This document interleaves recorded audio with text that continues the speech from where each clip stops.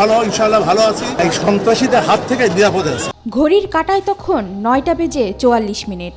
শাহজাহান খানকে আদালতের হাজতখানার ভেতর থেকে বের করে আনে পুলিশ। তার দুহাত পেছনে, পরনে হাতকড়া, মাথায় হেলমেট এবং বুকে বুলেট প্রুফ জ্যাকেট, পরনে সাদা রঙের পাঞ্জাবি ও পায়জামা। ক্লিন শেভ করা শাহজাহান খানকে যখন হাজতখানার সামনে নিয়ে আসা হয় তখন তার সামনে অন্তত 8 জন পুলিশ, পেছনে আরও কয়েকজন পুলিশ দাঁড়িয়ে।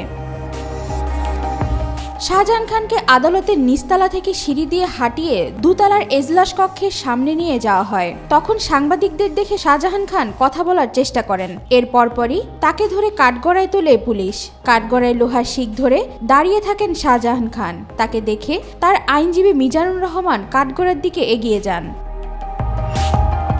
আক্ষেপের সুরে শাহজাহান খান তার আইনজীবী মিজানুর রহমানকে বলেন, আমার ছেলে আসিবুর রহমান কোথায়? আজ না তাকে আদালতে আনার কথা ছিল, এখনো আনেনি আমার ছেলেকে? জবাবে মিজানুর রহমান বলেন, শাহজাহান ভাই, আপনার ছেলেকে এখনো আদালতের হাজতখানায় আনেনি পুলিশ।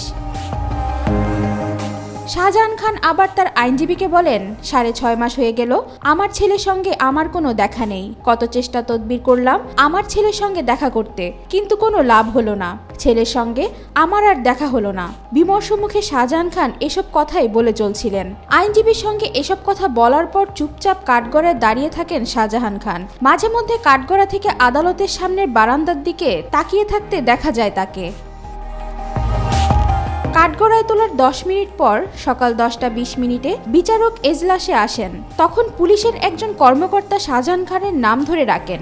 এই সময় নিশ্চুপ দাঁড়িয়ে থাকা শাহজাহান খান তার ডান হাত উঁচু করে তুলে ধরে আদালতের দৃষ্টি আকর্ষণ করেন। মাননীয় আদালত, আমাকে একটু সময় দেন কথা বলার, আমি কথা বলতে চাই। আদালতের অনুমতি পাওয়ার পর শাহজাহান খান বলেন, 6.5 মাস হয়ে গেল আমার ছেলে গ্রেফতার হয়ে কারাগারে, আমিও কারাগারে, কিন্তু আমার ছেলের সঙ্গে আমার একবারও দেখা হয়নি। ছেলের কথা বলার পরই আবেগতাড়িত হয়ে পড়েন শাহজাহান খান। 2 হাত জোর করে কাঁদতে কাঁদতে বিচারকের উদ্দেশ্যে শাহজাহান খান বলতে থাকেন, মাননীয় আদালত, আমার বয়স হয়েছে, আমার এলাকার এক চেয়ারম্যান আমাকে এই মামলায় ফাঁসিয়ে দিয়েছে, আমার ছেলেকেও তারা এই মামলায় ফাঁসিয়ে দিয়েছে।